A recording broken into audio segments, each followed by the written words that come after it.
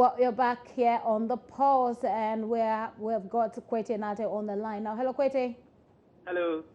Good to have you. Now, we're talking about your story, and we're talking about the syndicate that has been busted in Mamobi. What more do we know about the story?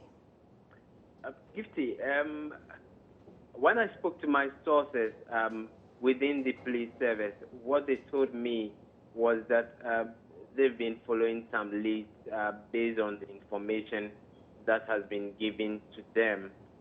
So they are investigating the case.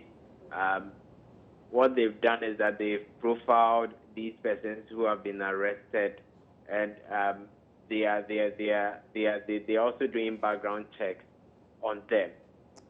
Okay, so at this point, are we sure the number of girls they've taken away so far? We don't know for now, but yesterday the number of girls that they rescued were 2, but we don't know the leads they've been able to pick. But what my sources tell me is that they are hoping to make more arrests. And look, how soon is the police, wrapping up the investigation? Is it something that will take a very long time, as usual, you say, or is it something that will be a bit quicker? I'm being told that since the case is a fresh one, they wouldn't give more information on that, only to say that they are investigating the matter. Okay. Thank you very much. But just before I let you go, by the way, Kwete, which areas do they get these girls from? Do we have an idea? What the mode of operation is?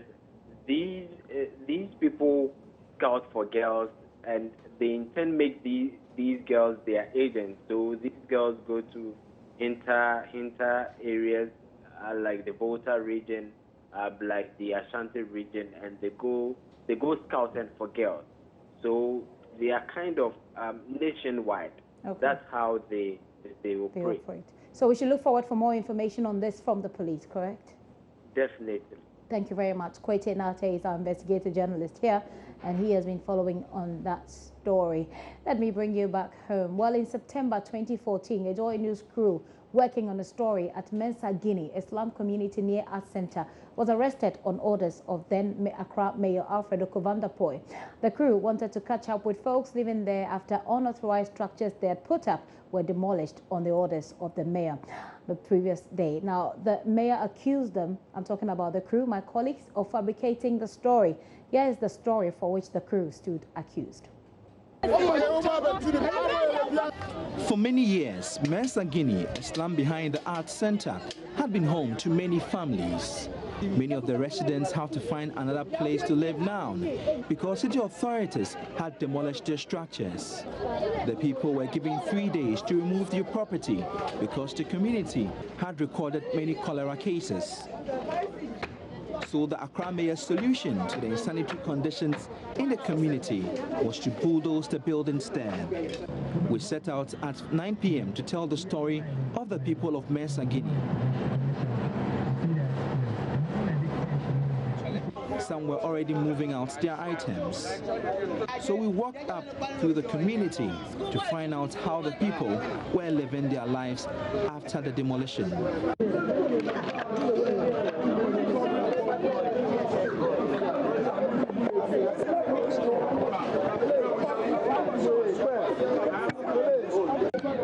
Anna, yet I am at an 18 years, Hanny, Juma, Edisha and Kuala. Yohana Metro down one said 3 days pet, yen 2, and pass 3 days on with the plan. About Drew Denning now, and it's a double to any baby. Many of the people looked pensive and worried. Some were tired, and others were resting for the day. On tables, chairs, and on any surface they could find comfortable.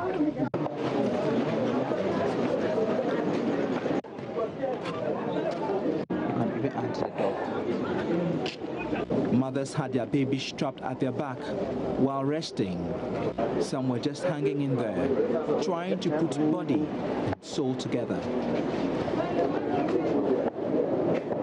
This woman says she cannot afford rent because she had spent all her money buying books and paying the fees of her only son, who is now in the senior high school.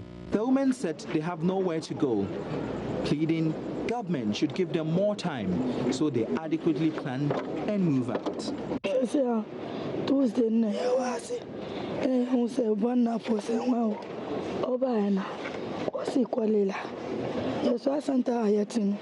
yenim ye faces yen nipa to do ayewa yen hu say nipa ba akukọ lilatiwa ana ye nipa ba akuso yen hu say obi awa so ba na o si ko lila nipa mu awa asanta so de yen ye sho anti yeti won o si Friday se wa bubu ya dan ne nkola no yen ne bebi akọ ye pa vana pochose ye slano onwu ye mobo no mo e da kakla ti ye slano mpacho na de be mo oni jo mama ina ye slow mu ina mpenifon ye slow mu ina. This side of Mensa Guinea looks busy and bustling. So many of these people are seated here, and they're not just doing it for fun or are they having any rally or any other meeting, but it's because they are scared that authorities will come with bulldozers and destroy their properties at night.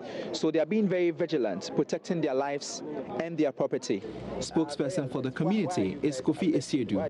Governor Boy and his team are coming this dawn or this night to come and demolish the area. That's why you see my people, most of them standing. They are scared. They don't know what to do. Look at, I'm sure you've seen the families. Look at where some of them are lying. And I'm sure it's not fair. We are not saying we are not going to go. At least let's sit down and talk. Give us time so we leave. We are all Ghanaians. We are all Ghanaians. Look, we don't even have light. They've disconnected our light.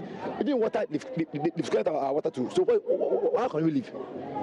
How can we live now?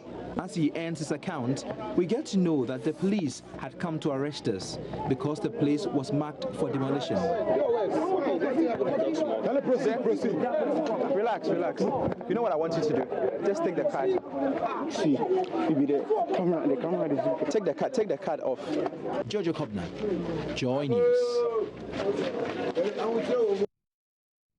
So at the point where Jojo Kobna say, take the car, they are being apprehended or something is happening to the crew and they're protecting the visuals with their lives. Well, the driver of that crew, his name is Felix, he was apprehended at gunpoint.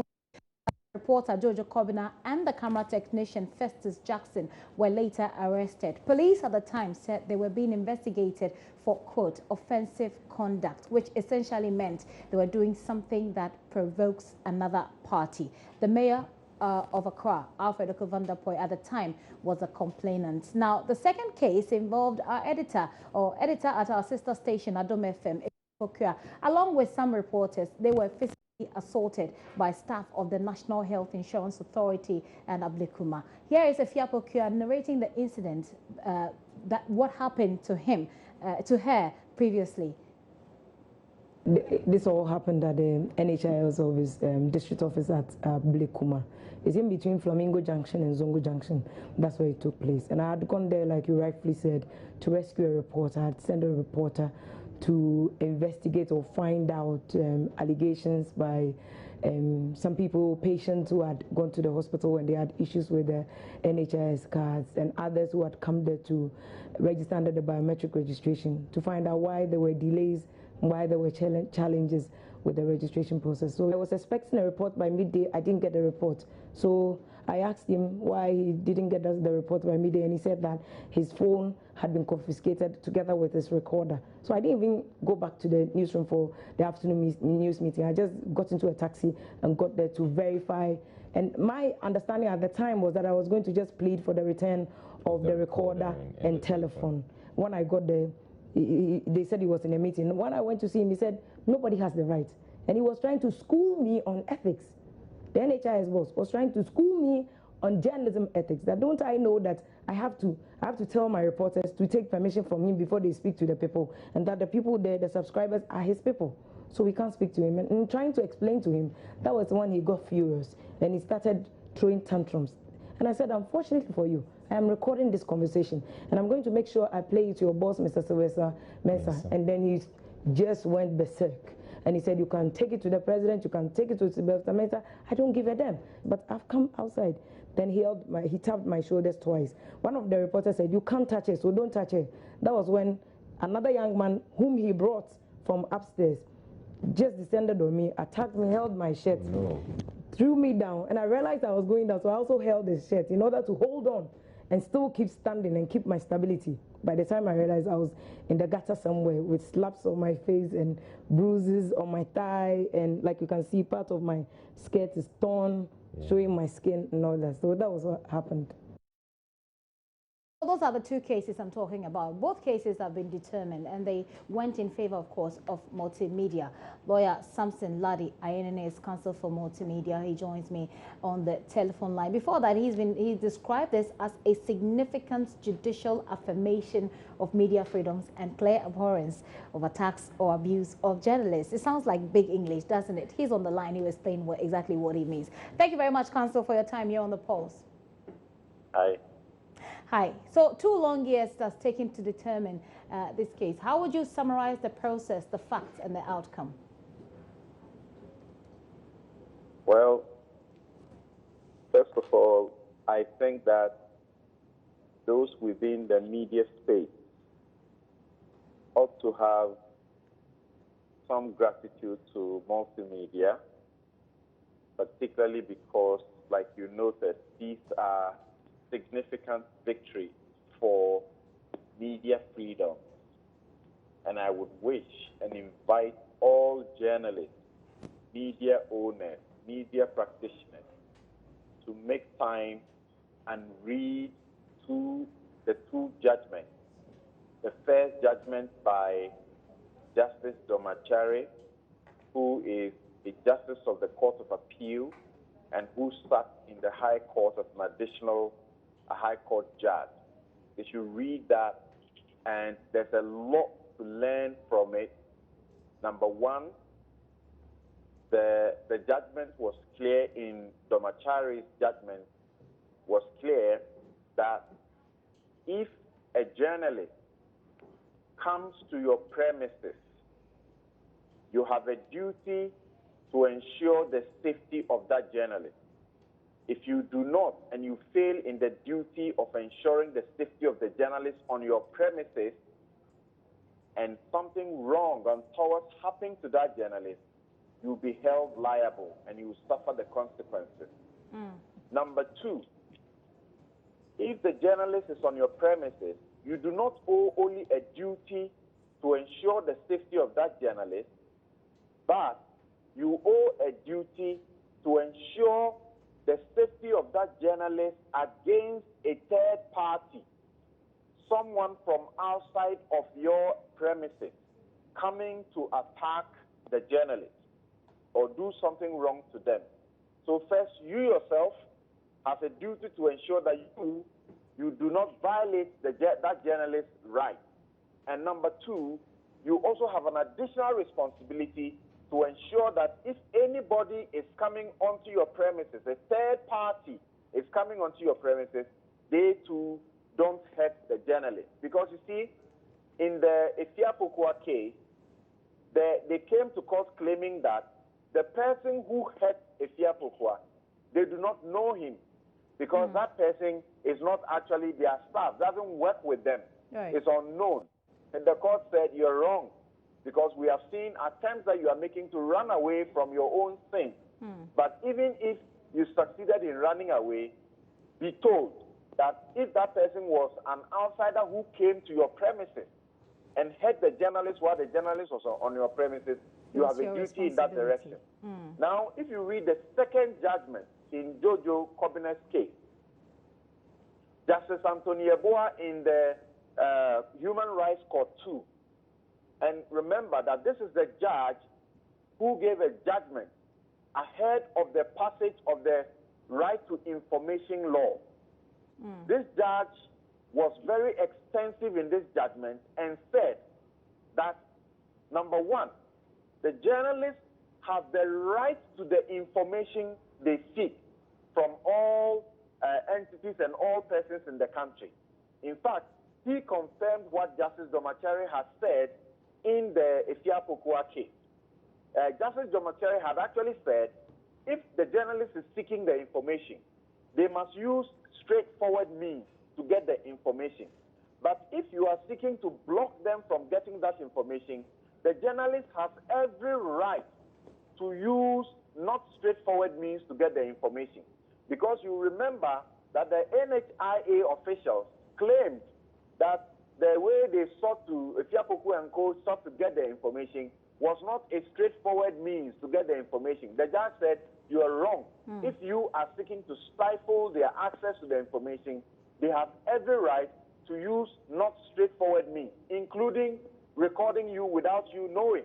Right. Now, Justice Anthony Yeboah affirms that position and goes ahead to say that the right to information is a fundamental right that the journalist, more particularly, who is going to project the information to the entire nation, also is entitled to. Okay. But more importantly, where people in the Jojo Kobina case, the Accra mayor called the police on the journalist, the court said, you know, the police and the attorney general and the AMA lawyers came to court trying to suggest that the police didn't do anything wrong. They just responded to a call from a citizen or the mayor, and they were doing their job. Now, they said because some of the journalists were running away, it means that they were running away from their sins or some wrong. The court said you are wrong. As a police officer, when you are called to do a duty about preventing crime, you must first of all ascertain, certain for instance, thresholds. exactly Number what one, happened. there must be a suspicion of crime being committed. Right. And the suspicion must be reasonable and it must be objective. So it is not left to you, the policeman, to just get up and say, because a crime mayor says somebody is committing a crime, you just come and then you go ahead and then you arrest them. Right. You are wrong. Right. And when you are dealing with journalists, a lot more care has to be taken. So I think that media owners, practitioners, the GJA, Media Commission, all of them, the West African Foundation for Media Foundation for West Africa, all of them need to know the details of these judgments. I know that the Media Foundation for West Africa knows the details of the first judgment, but they need to know the details of the second judgment as well. And all the practitioners, the GJA more particularly, should get to know so they can use this to help to embolden journalists, to give them a lot more confidence, to do their work without fear. And again, they should use these judgments to tell the people out there, particularly the abusers of journalists, that you will not go scot-free if you do the wrong thing against a journalist. That sounds very nice to my ears. Thank you very much, Counsel. Lawyer Samson Ladi Ayinene is Counsel for Multimedia, and he secured that victory, or those victories for us here at Joy News. I've got Efiapoku in the studio with me. She's editor at Adom FM. Thank you very much for coming. But also on the telephone lines with me now is Jojo Kobina, who was saying, take the card, take the card. Hi, Jojo, how are you? Hello, Gifty, how are you? I'm good. You should be good. Well, I don't know if you're aware of the reliefs that your counsel sought and which ones were granted to you. Are you aware? If you are, would you share that with us? Yes, I haven't had time to read the whole judgment, but I just read segments of the one circulating in the media. So I'm yet to make time to really peruse the entire judgment. But you do have an idea what you're getting, or what's the reliefs that were granted for you or to you? Yes. I'm particularly happy with the very first release of an apology, where the mayor, former mayor, has been instructed to publish an apology in the Daily Graphic, and that one is very much important to me because at that critical time when I had that particular case, I mean, my reputation was on the line. People were tuning so many other things. It was very distressing, where a public official would just take the reputation of a journalist and just drag it through the gutters, and then all of a sudden, even trusted friends will tell you, oh, really? Did you really do this? Did you really? Was it fake? Did you? So it was really distressing. Right. So this particular the apology judgment makes it better for you. It makes it like it sort of placates me. It sort of makes me happy.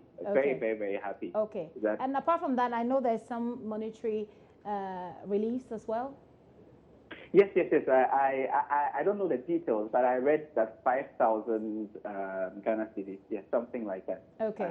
But I haven't had time to really read the whole thing. Okay, Jojo, thank you very much for your time here on the Pulse. Jojo Kobna did that story and was arrested on the orders of the Accra mayor. Let's come back to the studio where Efia is. We know that you had some bruises. Have they healed? They have. But 2 years, that's a long time. Yeah, it's a long time, but I still have the scars. Oh. So are you going to seek some release for surgery, plastic surgery? Oh, so not at all, not at all. I think for me, the brighter side of this whole issue, and it wasn't the first time that I've been attacked. I've been attacked as MPP Congress in Kumasi, MPP Congress in La Trade Fair Center. So for me, I was almost getting used to it. But of course, nobody gets used to torture, you know. So, but for me, the brighter side of it is that I'll keep the scars. I think that it's a sign for you to tell a story of where you've been through, where you've been to, the journey you've been through, and where you've arrived. And then finally, when you get to a point where you think that you've actually made impact. Because you see, for me, I think the essence of the whole story, the whole work we do, journalism, is to actually make impact on society. It's not just to cover stories and report them and present them, but it's to make impact. So once you get there, you can tell a story that these are the signs I bear, the scars I bear, but you bear them for a story. For a story. So whilst you tell the story and try to make an impact, this should definitely mean something to you. The ruling from the court should mean something to you, and not just to you, but to journalists. Like Samson was saying, what would you say, in addition to what Samson has said, as to what media people should do with this kind of information? For me, I'm glad. I mean, I've read the judgment over and over and over again a couple of times. Is it because you're a law student?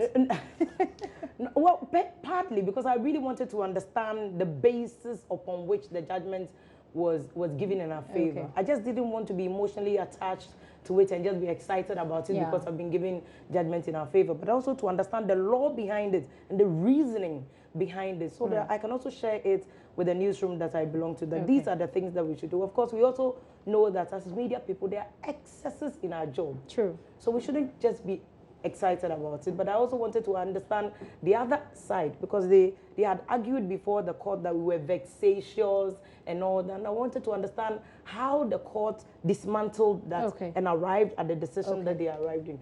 But for me, I think that for the media industry in general, we should be excited about this. We are all aware the media organizations don't have the money.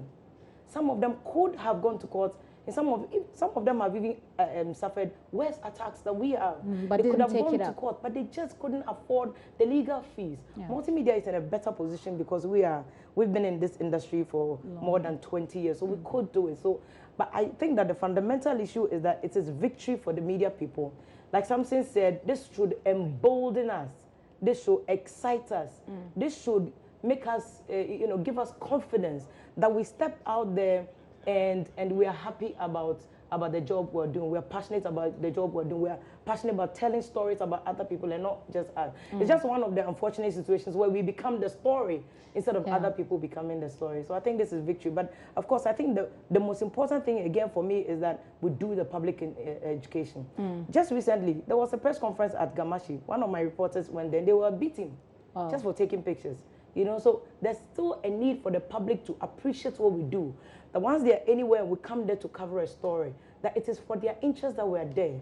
And it's not just to antagonize them or to cover not evil. all the time. It's not for their interest all the time. Well, if you're doing the wrong thing, it won't be in your interest. Exactly. Right? But you see, but at the end of the day, even if you're doing the wrong thing, it is for the general interest of the society. Right. So they should cooperate with us rather than attacking us, because oftentimes... Well, there's no way someone will cooperate with you if you're doing wrong.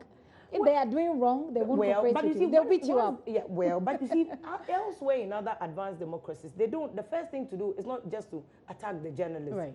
it is to attack the institutions that ought to have done something that they didn't do. So I'm hoping that this opens up a conversation where we get opportunity to educate the public about what we actually do. And then as media people, we also get the opportunity to learn about the errors in our job. Of course, the job is not perfect. We have excesses, we have issues, and we have to deal with it. And for media owners to also appreciate, like Samson says, the importance of our job. There's been occasions in the Obinium case, there are occasions where media owners were purported, allegedly, to have gone behind the reporters and done deals that are not in the best interest of the media, of the journalists, instead of pursuing the matter. So as much as we want to educate the public, there's also a need to educate the media owners that, look, this battle is not just for today, it's for the future. These two judgments is for the future of press freedom, not just for media people, for the general public. Anybody at all can cite these cases when any issue about any ordinary person has to do with press freedom. They can cite these cases. Who do you expect to take to champion the cause, so to speak? You're talking about taking it up and running with it, but who should take? I think we all agree that the media, the Ghana Journalists Association has not been the best. Of course, they've had their own difficulties. I've called them out as far as dealing with these matters, beyond just releasing statements and condemning them. I've called them out. But I think that we are just not out there to antagonize them or to demonize them, because the GJA itself has issues and difficulties. I think that this also opens an avenue for the Media Commission, GJA, to come together and say that let's start this advocacy, let's start this education, training for media people in safety issues, how to handle a situation when you go to the front line. We are talking about Bimbila, how to do, and then give resources in training people before they even encounter the difficulties, and then they manage how to deal with it. So I think that it's an opportunity for GJA. It's an opportunity for GJA even to seek funding to be able to do this support journalists. Yes. Finally, and support the media work in general. Finally, and make it very brief for me about what your advice would be for young journalists, for young reporters, because there is a bit of the, as Samson says, a bit of the judgment that also speaks to the limitations or the limits that you should respect as a journalist when you're doing some of these stories. I think that we should understand that we don't know it all. We don't know it all. We should learn. We should learn. There are limitations within the job. Sometimes journalists act as if they are demigods and we can get away with murder. I think that it's important that we know the boundaries within which our job takes us. And then respect those boundaries and respect the rights of other people. Respect the sensitivities of other people. Like chieftaincy. These days, media people almost think that death is, breaking news. And we are rushing to break the news about somebody's death, put people's dead bodies. I think that we should respect individuality, we should respect the cultural sensibilities of the society within which we work and all that. So we need to learn. What I'll tell young people, let's learn and let's always improve what we're doing. Okay, we need to learn and improve on what we're doing. If you're is editor at Adom FM, Vim Lady, as we call her, she's here in the studio, excited about the judgments. Of course, we do have our own boundaries and we should respect that in as much as people have the responsibility to keep us safe whilst we do our job.